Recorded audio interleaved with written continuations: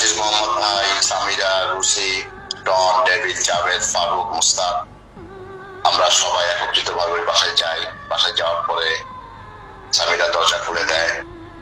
তারপরে ডন, জাভেদ ওরা ঝাঁপিয়ে পড়ে সালমানের উপরে।